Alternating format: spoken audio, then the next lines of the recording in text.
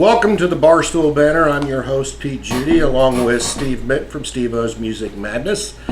Today we are going to be talking to probably one of my favorite guitar players ever, Paul Lidel. You have a long history of music. I've seen some of your interviews that you've done, and people talk a lot about your dirty looks, the dangerous toys, and of course what you have going on now, Scream Therapy, which is great. Good solid album. Yeah, Yep. I would kind of like to take this in a different direction and talk about the very beginning of Paul Lidel up to where you're at now. So Okay. There's not a lot of information out there about you. I know. You're still teaching at the Guitar School in Austin, Texas, correct? Well, I teach on Zoom. Right. So I have students just all over the country, and I teach piano and guitar and voice, some bass. Are you still affiliated? And I used to teach drums, but that doesn't work as well over Zoom. Right. Are you still affiliated with the Guitar School in Austin? Yeah. Oh, yeah. Okay. So I know you started there, what, 94? Yeah. Shortly after I moved to Texas. But I've been teaching since high school. Yeah. Tell me a little bit about that. Where were you born? Where were you raised before the move to Austin? Oh, born and raised in Rochester, New York. Oh, New York. Yankees fan? Yeah. Pardon me? Are you a Yankees fan? Not too into football. Oh, Just okay. kidding. That's pretty good. Yeah, that's a classic right there. So born in New York. That's what I do. I do like football.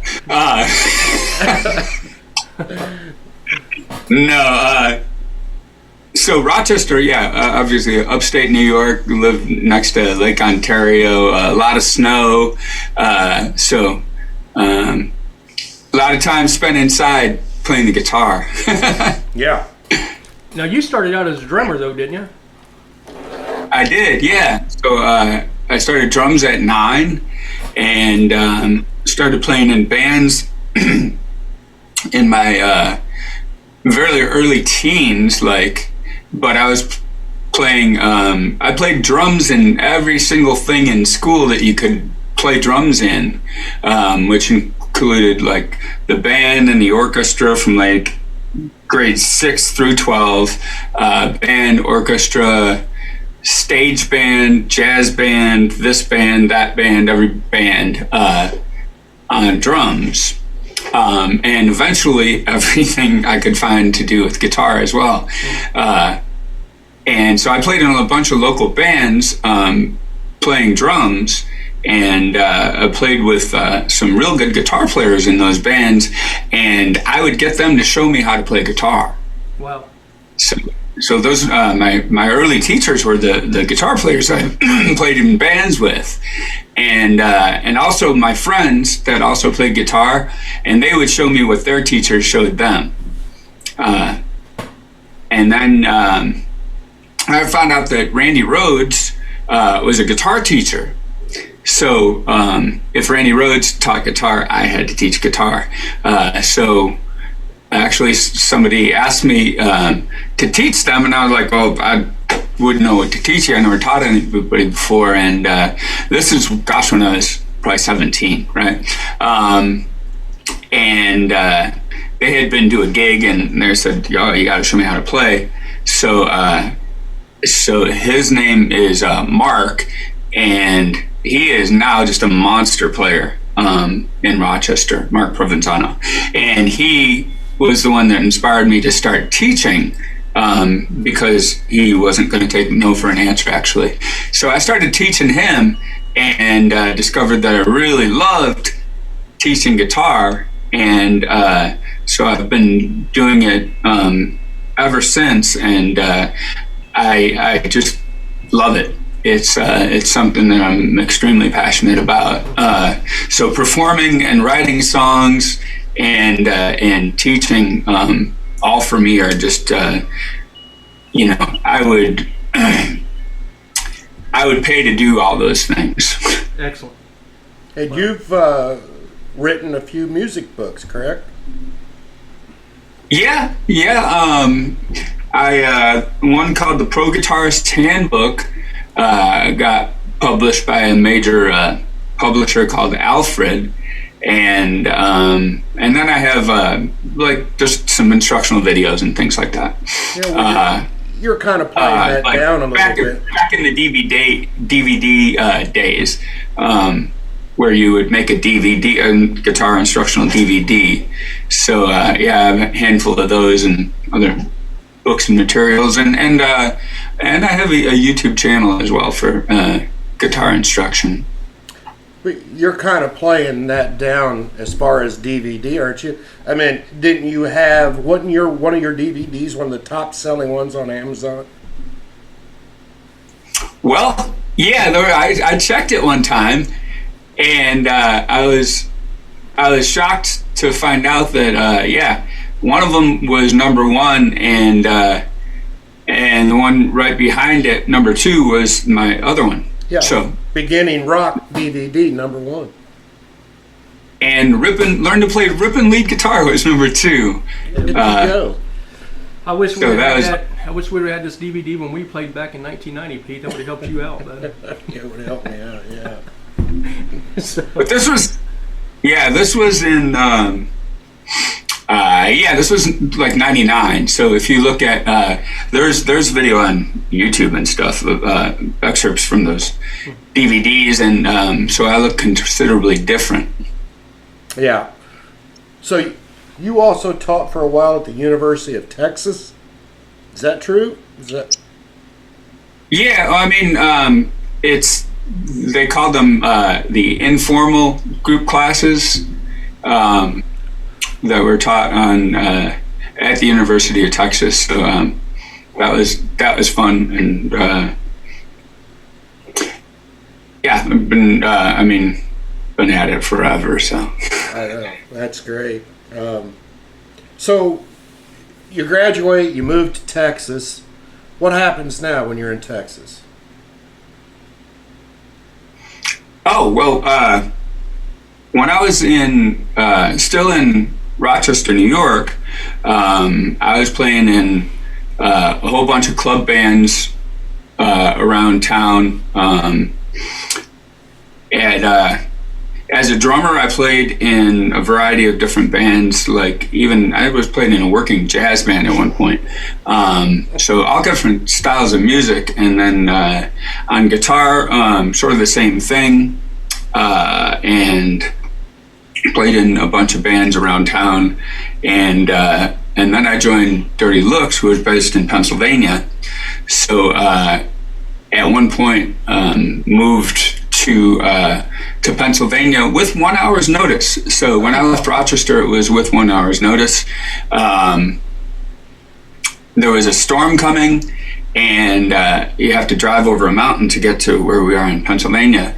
And we're shooting the album cover for the Cool from the Wire album. Wow. That next day. So I had to get there. I had to leave like right then, and haven't lived there since.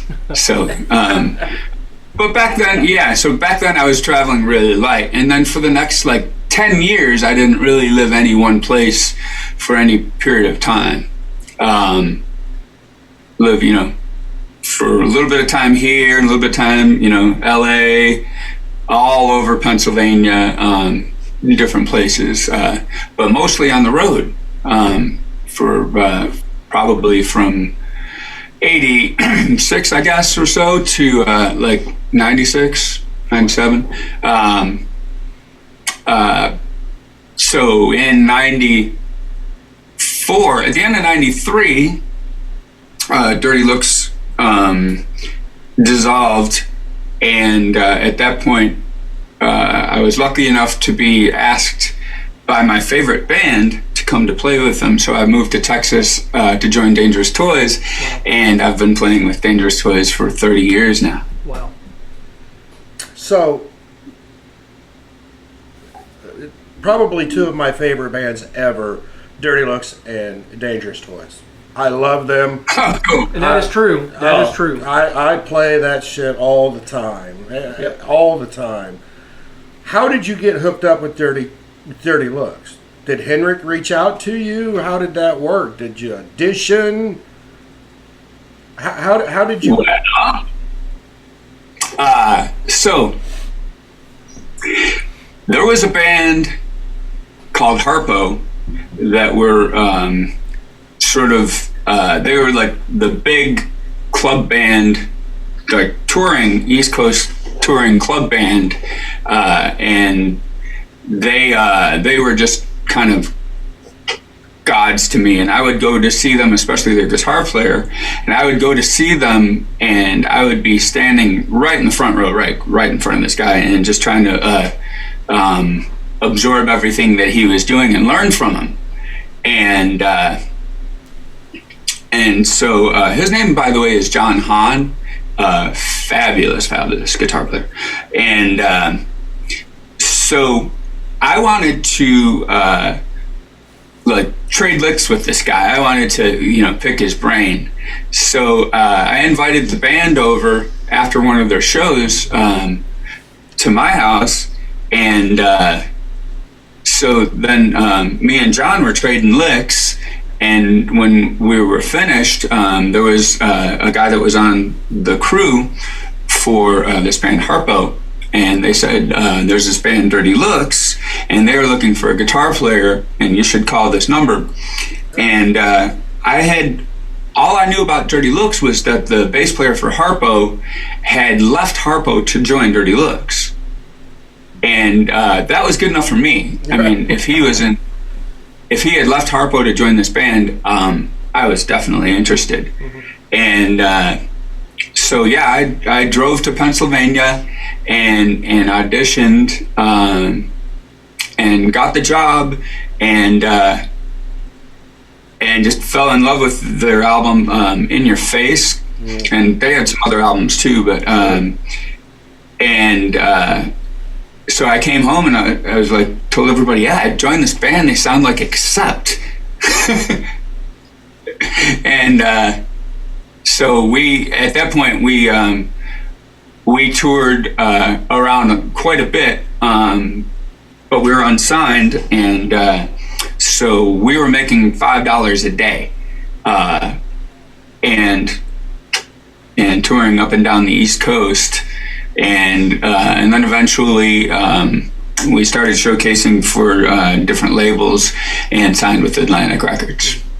Now, one of the questions I have is Dirty Looks one of the first bands you played with that you actually had physical copies of CDs, cassettes, or anything like that I guess you could say make it big with? I mean, it was the first band like that, yeah. What was it like holding that physical copy? So seeing like the Atlantic logo, yeah, on a record, and then seeing the word Dirty Looks underneath it, yep, was absolutely surreal moment, because I was used to seeing, Atlantic, and then it would say Led Zeppelin, yeah, or, Atlantic, and it'd say AC/DC. So there's different moments along in the career path where you just go, oh my gosh, mm-hmm. And that was one of them. Oh, that's great. That's cool. I think that's when, because Pete is the one who actually got me hooked on Dirty Looks. I just remember you dissecting that album to me and breaking it all down. I was like, man, don't you ever sleep, bud? I mean, but no, that was the first album, I think it was. That was the kick-ass one. Yeah. That I like. Well, I like them all, but I mean, that's what anyway, Pete that's all I heard was Dirty Looks. Yeah, that was mainstream Dirty Looks. I mean, that's what got them mainstream. Yeah. Was Cool from the Wire. Yeah, Cool from the Wire was not the first Dirty Looks record, but it was the first one that I played on. Yeah. I should say. So, produced by Max Norman, fantastic producer. who also produced the first Dangerous Toys album. Not a coincidence. How was Henrik? I've always been fascinated by him. He was inspiring. He was tremendously motivated, passionate. We fun sometimes. Him and I were roommates for a lot of the time, and some of the time of the existence of the band, it was just him and I, because like Gene and Jack had left, and so it was just him and I. So we spent a whole lot of time together, and yeah, he's. I learned so much from him. I learned from him about songwriting and about getting things done.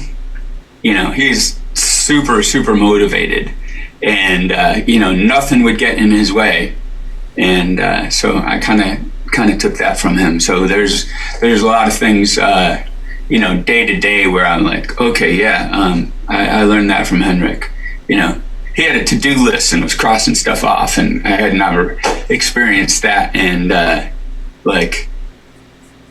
have picked up a lot of things like that from him. Right, and so you're kind of keeping, you and Jason are kind of keeping Dirty Looks alive. I know you did the Monsters of Rock, right, and then you did the live album, which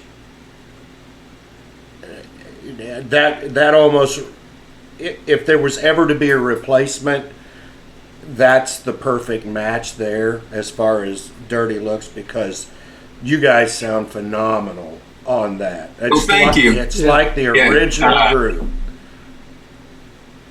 Yeah, that was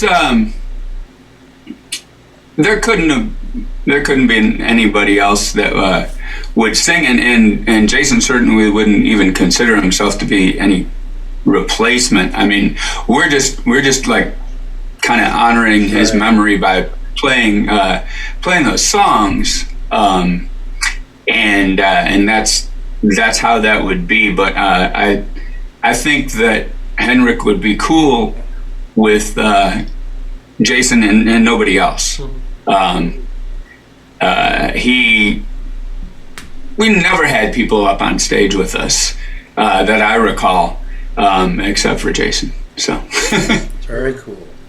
So Henrik would call Jason up on stage to sing, and Jason would come to shows all the time when we played in Texas. Really? So he would drive from Austin to Dallas. He would drive from Austin to Houston, Waco, and always when we played in Austin, if they weren't on tour,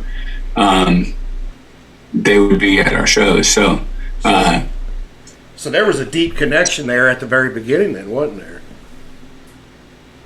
Oh, a long-standing connection, and there's one of the later Dirty Looks records, and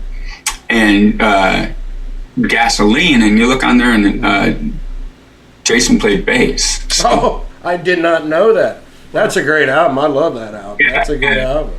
So the connection's been a long time. Interesting. It wasn't, because I wouldn't have just done it with. Well, I probably wouldn't have done it with anybody else, and with anybody else singing, and we got convinced that people wanted to hear those songs again. So I was of the mind of, why not? That sounds like fun. Yeah. Get jam with Jack and Gene again, and sure, that sounds like a good time, and it was, and we ended up taking the recordings of it and the video from it, a lot of it which was fan shot, and made what turned out to be a pretty cool DVD out of it. And it was a cool memento of a really special night that I was not sure that was going to happen again. So I thought it was cool that there's a DVD of it. But we ended up playing a handful more shows, including the Monsters of Rock, and we played a festival in Philly, and then we played the last. It's become sort of an annual event to play in Selinsgrove. So so that's been just a fun thing to do. That's great. So you moved from Dirty Looks, they dissolved 93, right? 93, 94-ish area. And then it's the end of 93, and then at the beginning of 94, January 1st, as a matter of fact, of 94, I showed up at Jason's doorstep, and we started working, putting together pre-production for the Pissed album. Good album, great album. And thanks. And so then we played, I guess 2 shows. We played a show in Houston, which was my first Dangerous Toys gig, and then we played another one in Orange County. And then, like, I don't know, a week or 2 after that, we were back in California recording the Pissed album. In California. That surprises me because it seems like you and Jason are rooted in Texas. It seems like if there's ever a Dangerous Toy concert that's going to be around, I'm like, oh, maybe I can go see it. But it's always in Texas. I rarely see a tour per se. I imagine you guys are probably selective in what you play. I know that you guys are writing new material, and I would like to see something happen from that. But am I right saying that a lot of the shows are Texas area? Not really.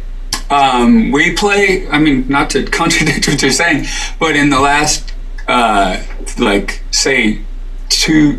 3 months, in addition to playing in Austin, we also played in California and in Colorado and Massachusetts. So is this like a tour you do, or just selective shows that you're picking?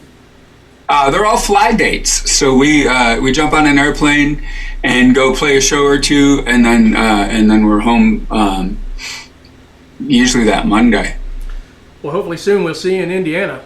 I'd love to see that. Yeah. So you play with Dirty Looks. You've been playing with Dirty Looks for 30 plus years, right? I would say it ended in 93. As far as being playing in Dirty Looks. No, I'm sorry. I meant Dangerous Toys. In Dangerous Toys, yeah. Since 94. Right. Yeah, that's what I meant. I didn't mean Dirty Looks. So you've been. Oh, okay. So you've been playing with them. I love Dirty Looks. I love the comedy. When I think of Dangerous Toys, when I think of Dangerous Toys, you and Jason, I get the feeling of almost the Led Zeppelin, the AC/DC duel. I got to throw Scott in there as well, the other guitar player. Yeah. I've always been a big fan of him. Yeah. But besides Paul. Right. I get the feeling like whenever I think of Jason, I think of you. Whenever I think of you, I think of Jason. It's sort of like, Angus and Brian.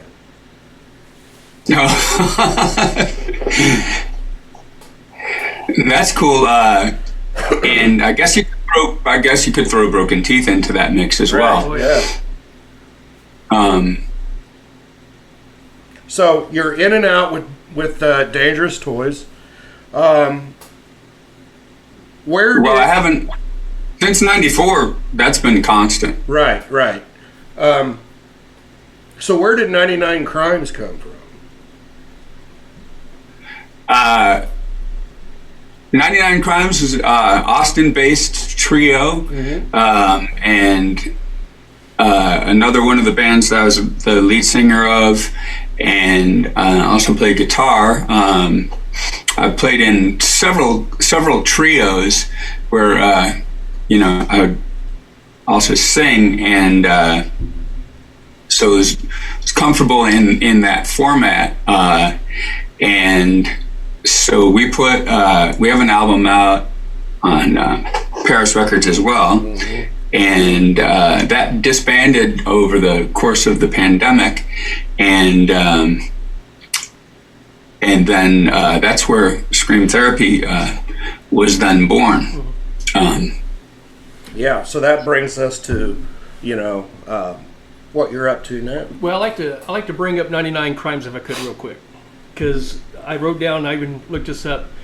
99 Crimes was my number 9 album for that year, out of so many. For my show, I did a top 10 albums for the year for Music Madness, and that was the one. I tell you what, you couldn't pick out better musicians when you had Jeff Lynne on bass and Chris Jordan on drums. That guy's a beast, man. I enjoyed him working in Malice and Eden. I think he played with Miss Crazy for a little bit, so, but the guys are good. So, and especially when I heard Coming Down Like Rain, I think that was the first release. Jesus Christ, that thing.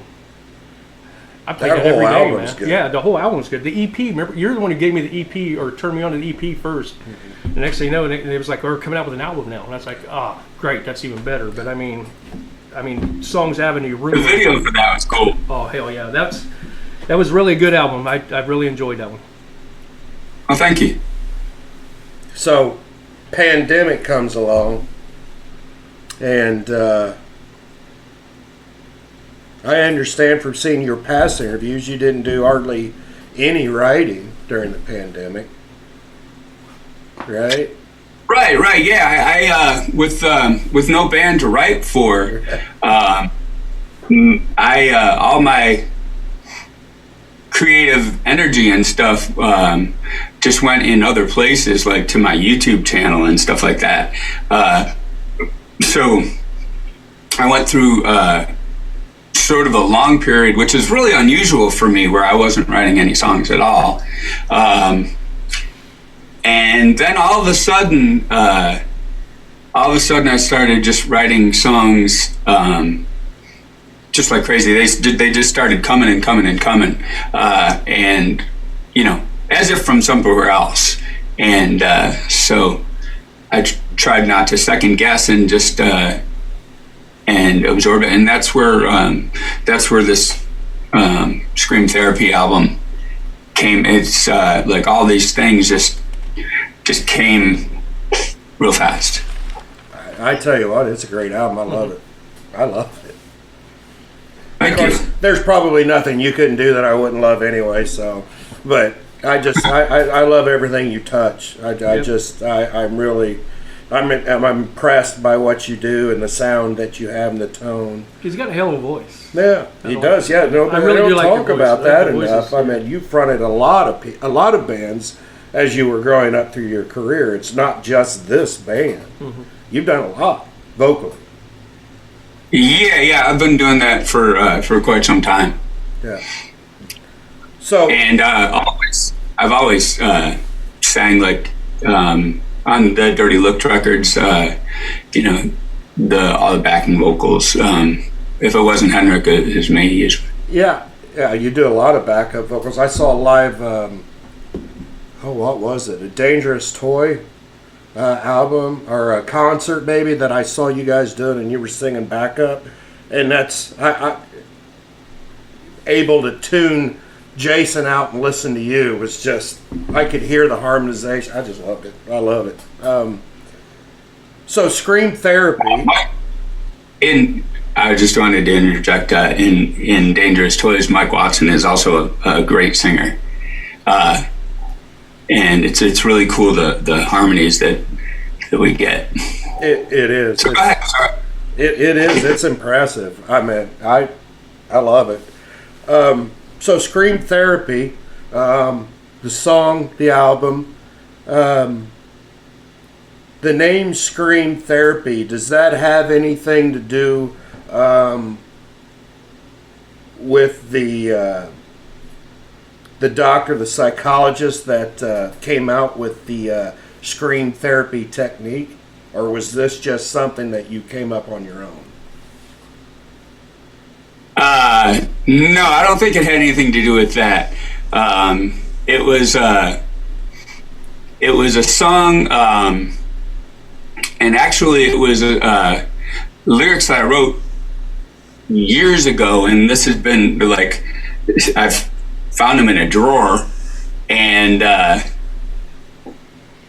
was reading it, and was like, wow, this sort of just describes all about what this hard rock thing is for me. Right. Is the whole singing and screaming and just letting it out, and how you feel so much better afterwards, and so it just really fit with not even just the song, but then also the band, and it just described what it was all about. So it seemed to be an apt name for the band. I like the. Okay, you just made a comment. He said that he had lyrics wrote. Whenever you write your music, do you base it off of lyrics you already written before, or how do you write a song? I should say. Yeah, 90% of the time, it's always the music first, and I'll start with a riff and get the music down, and then I will just scat a vocal over the top of it. And sometimes lyrics come out, and other times just sounds, but they're phrases. And then I'll write to fit those phrases, and use the vibe and the attitude of the music to inform the vibe and the attitude of the lyrics. Okay. So if the music is kind of dark and aggressive, which a lot of it was, that led to a lot of the lyrics also being kind of dark and aggressive. Okay. And the vocal delivery too. You're right, yeah. So I've noticed that the songs that you have on there are a little bit angry, a little bit darker than maybe some of your previous stuff. Did that have anything to do with the COVID and being repressed or anything like that? I think so. I think it's extremely unusual for me to not write, and so yeah, I think probably a lot of people, but I was affected by that quite a bit, where you just can't go do all the things you want to go do, and I think that that made its way into the subconscious, and just came out through those songs, Yeah. So, in which case, I think a lot of people can relate to a lot of the songs, because they're sort of universal themes and things that everybody can has experienced in their life at some point, I think. Right. So, the album, you released 3 singles, and then your album was released the 20th of October. Does that sound about right? Yeah, on CD, but on for streaming, it comes out on December 1st. So yeah, there's 3 songs on streaming, like Spotify and Apple and Deezer and all that. 3 songs, Scream Therapy, which is the title track. The second single is Rabbit Hole, and the third single, and we also have videos for each of these. And the third single, we just released a video for the song Run, and that's a single as well. Right. And the first single made it onto the charts in a radio station in Baltimore 97, called 97 Underground. Yeah. Yep, 97 Underground. Yeah. You did. Are you familiar with that? Yeah.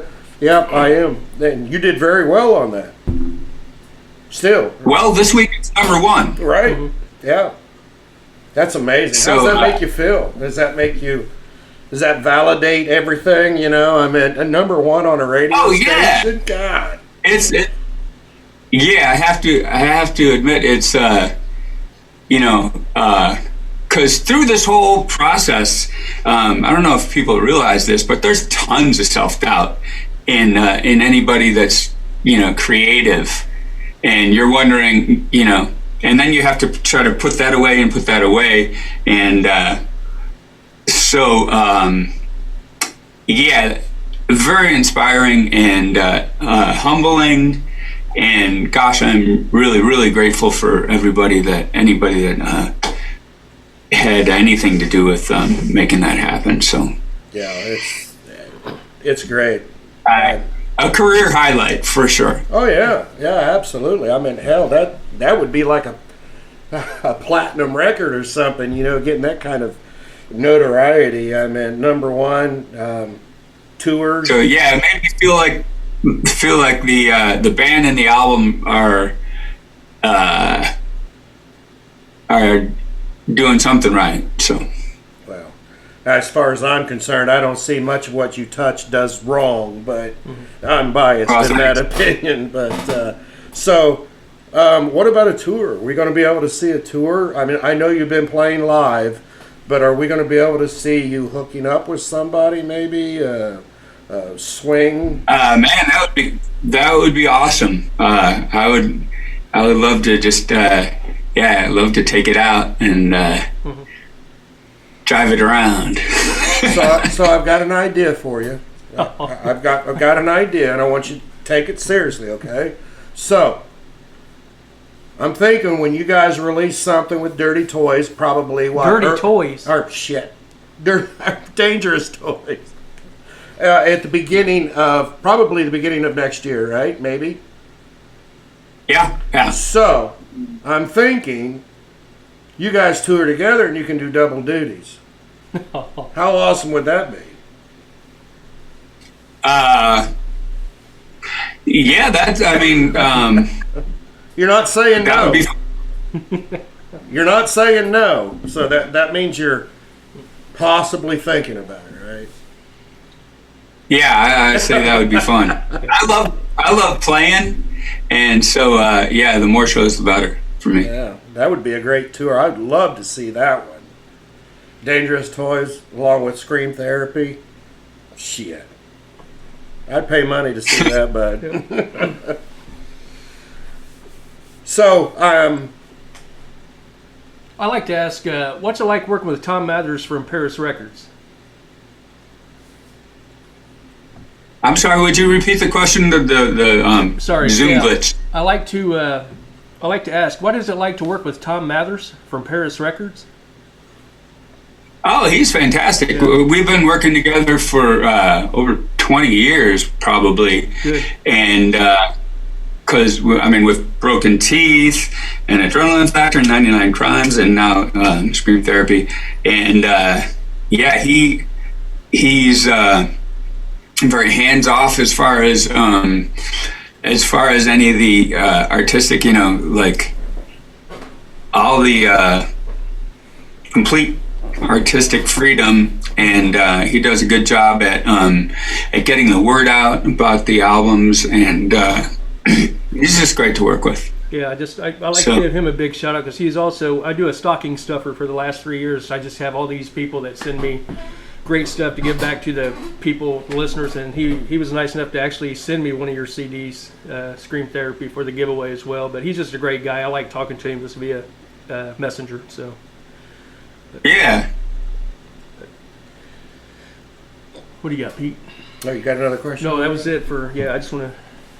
So you're probably working on new stuff for the second album? Oh yeah. That's underway. I mean, and yeah, I can't wait to get back into the recording process again. Right. It's gonna be fun. So and also with Dangerous Toys. So we should have something new in 2024 as well. Yeah, I can't wait for that. I mean, that's something that I've wanted for a very long time. So I'm excited about that. I'd like to see you out. I'd like to see Scream Therapy out on a tour. I love the music. I love the lyrics. I love the sound. I kind of think when I hear you sing, to me, I hear a little bit of Steve Whiteman from Kicks. Oh wow! That's kind of what I'm hearing in your tone and your singing, and I like it very much. I'm extremely flattered. He's an idol and has been for a long time. Really? Though I've never considered myself to sound like him, but I very grateful for that comment. I hear a lot. I hear that in there, and it's great. It's unique. It's great vocals. I mean, shit, you're just a great musician all the way around. Mm-hmm. So I love Scream Therapy. I love everything you're doing. Is there anything you'd like to push out there as far as YouTube videos, Scream Therapy, where can people media? reach you? Yeah. Right, yeah. Or follow you? Yeah. How can people get a hold of you, follow you, see what you got going on? Yeah, well, of course we're on Instagram and Facebook. There is a YouTube channel. And if you go to screamtherapyband.com, then there's links to all of those things. So so yeah, we're all over the place as far as the social media, and there's three music videos. Right. There's a bunch of other videos. There's live videos on the YouTube channel, and things like that. So lots of stuff for people to check out. Right. So the videos you have on And the album.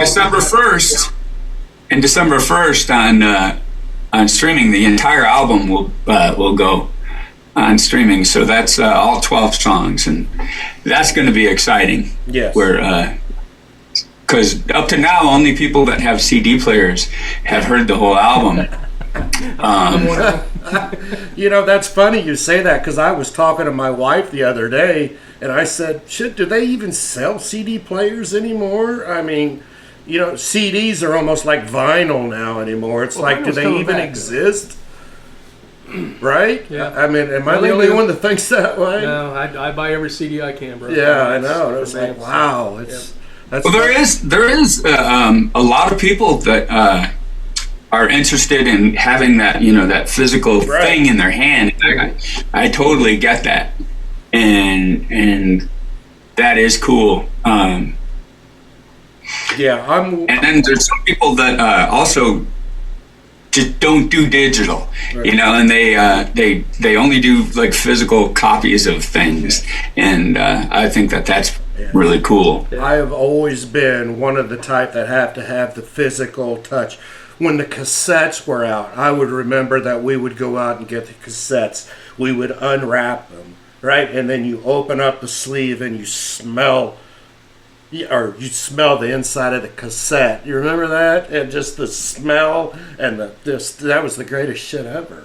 Then you dissect the album. Yeah, and then you're looking at the liners and all the thanks to, and you're just the lyrics and that's great. Yeah, for me it was like that with vinyl, where you put the album on and then you're just glued to the album, and you experience the entire album, which is a little bit different now. Like, with Spotify, you can listen to the whole album, but I don't know that many people that it's so easy to jump to something else. Right.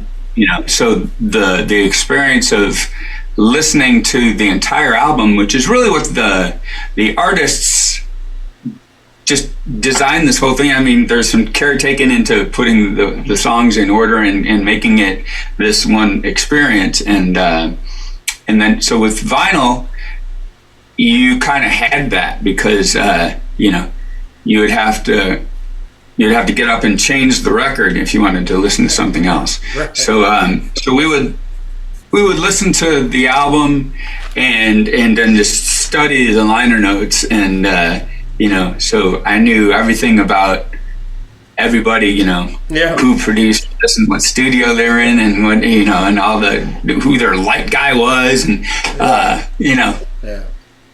all of that stuff and would study those pictures in detail. So. And you said something about kind of like telling a story.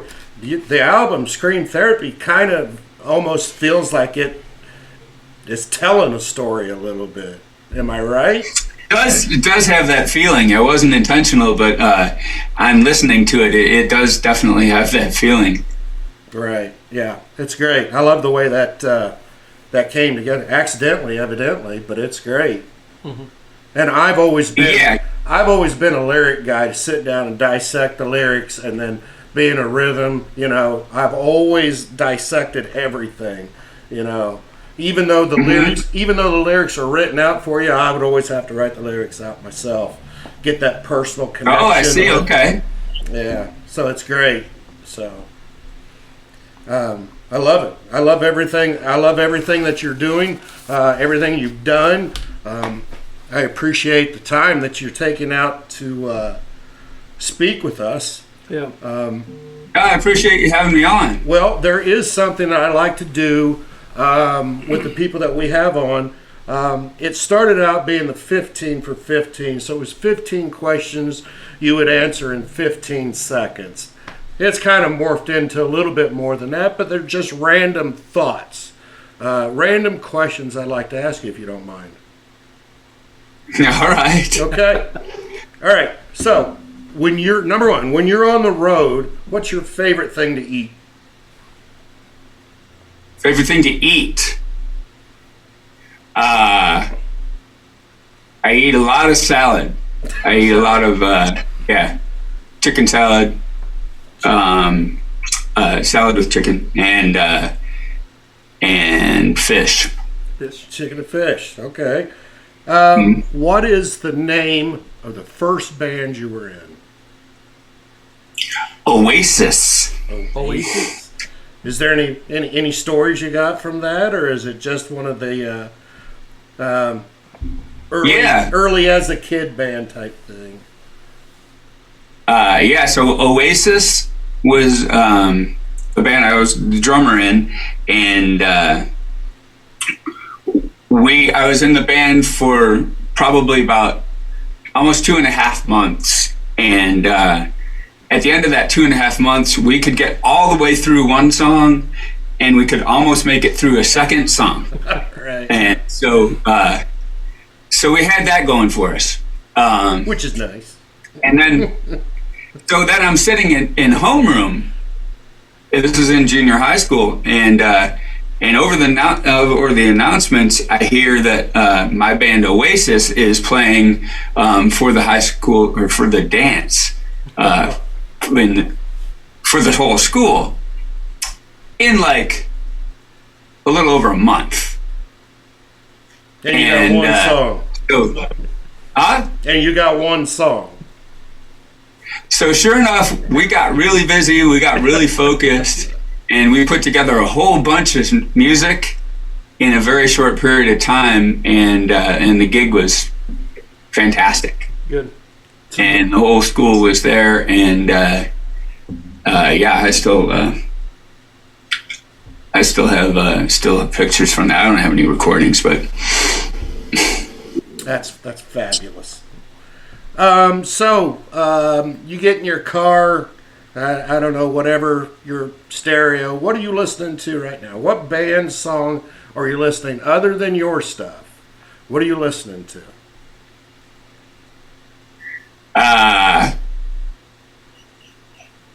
One of my favorite new bands is Electric Mary, and but I have like a Spotify favorites kind of playlist, and I'll put that on, and there's just tons and tons of new bands I've discovered on Spotify that are that revitalize my. I thought a few years ago I thought there was no rock bands left, and then I got on Spotify and I'm like, wow, I just didn't know about them, but there's all these killer bands. And so that's what I would do is I'd put on my my favorites on Spotify, and that includes on my favorites is also a bunch of the like just old school hard rock, and on the Van Halen and the Ozzy and the Dio and Rainbow and all that, but also a lot of the newer bands. Okay. And some of them are like younger bands, but have borrowed the sound from like the late '80s, early '90s, Right. and do it great. So Okay. Next question: boxers or briefs? yes, absolutely. So you're a both guy, huh? Sure. Okay. Best show you've ever seen? So, the best band I've ever seen live also is the worst band I've ever seen live, so that's interesting. So, and that would be Aerosmith, which happens to be one of my favorite bands of all time. I understand. And I understand 100%. Pardon me? I understand exactly what you're saying about best and worst. I agree 100% with you on that one. because I saw them in their days when they were on a bad downward spiral, and both Brad and Joe had left the band, and Steven Tyler was totally incoherent on stage. Jimmy Crespo was playing guitar. He did great, and he actually sang most of the songs. So that was a little disappointing to see that mess. And then, years later, it was on the Nine Lives tour, and Aerosmith came out, and Steven Tyler, best vocal performance I think I've ever seen, and the band was just absolutely on fire.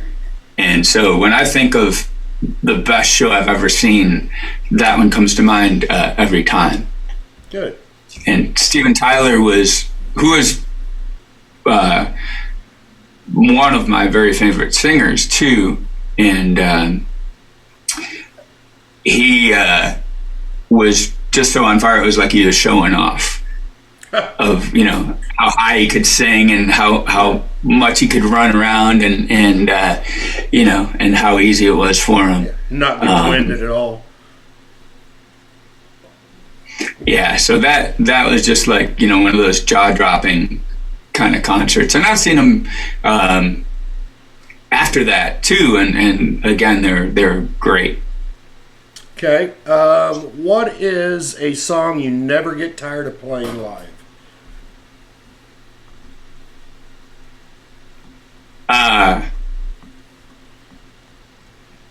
Well, I mean, just about any song where the audience is reacting, I never get tired. Like, if Dangerous Toys doesn't play Tease and Please and We're Scared, Yeah, people are upset. people would be upset, and I never think, oh my gosh, got to play Tease and We're Scared again. I love playing those songs because I see people react, and it's really fun.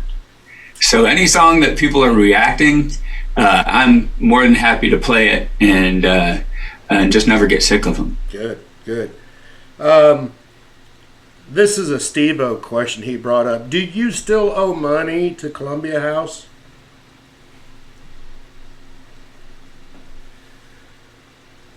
Do I? Yeah. Do you still? You know the Columbia House. Buy 20 albums for a penny, type thing back in the day. Do you remember any of that? Yeah. I definitely discovered, got where they would just send you random CDs. Yeah. And some of those turned out to be really good, and other ones it's like. Yeah. Well, I don't know why you sent this, but I don't think I still owe them money though. It seemed like everybody would go ahead and get them, and they would send you the 27 albums or whatever for a penny, and then you would buy so many. Yeah, and then you end up buying, and nobody ever paid or bought for them because I don't know. It just seemed like everybody we've ever talked to seems like, I think I do still owe them some money, which is fun. And we don't work for Columbia House, by the way. Yeah, we got. What would be your ideal tour to see? If you could put any combination together, opener and headliner, who would that be?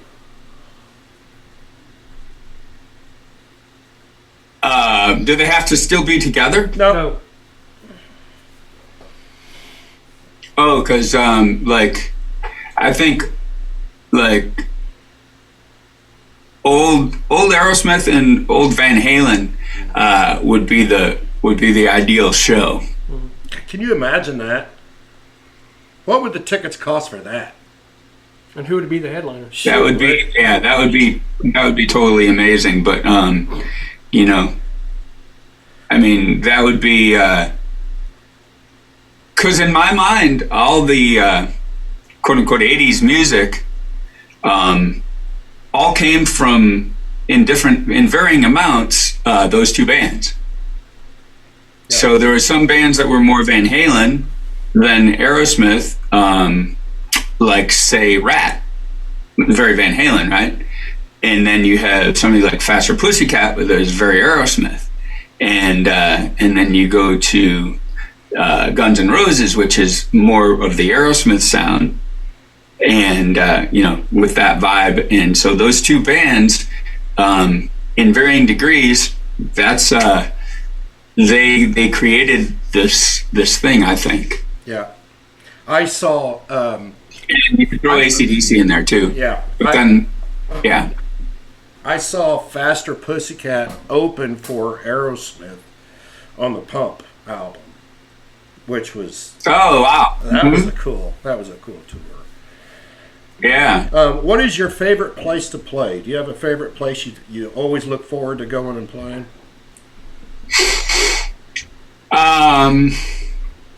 Monsters of Rock. Yeah. Yeah. I can agree. Yeah, which is coming up. We're doing that again in March. So I've done that lots and lots of times, and it's always so fun because you get to hang out with all the people on the boat. And get to go to see a whole bunch of other bands, and get to hang out with friends that you've met over the years, and then the shows are just a blast. So we did it with Dirty Looks last year, but Dangerous Toys has done it probably at least a half a dozen times, and we're doing it again this year. So so Monsters of Rock would definitely be one of the favorites. Okay, the last question I have for you. What is your favorite guitar you own? Well, I would have to narrow it down to 3, and those were the 3 guitars that I used on the Scream Therapy album, which would be that one, which is that white SG shaped guitar, which was made by Scott Delhoover from Dangerous Toys, He has a company called Ghost Machine, and he makes amazing guitars. Right. So that's one of my favorite, and one that got used on the entire record. And that one also, Ghost Machine, also made by Scott. And both of those are pretty much one-of-a-kind guitars where he said, what do you want? And I told him what I wanted, and it was just, he made it to my specifications. So, and then that one, that white Dean Flying V, that was the only guitar that I used on the Cool from the Wire record, and I used that. That was also used on the album a whole bunch. So, and I used those three guitars in rotation. So those are the main three. Of course, I have lots of other ones. But. Right. Very nice.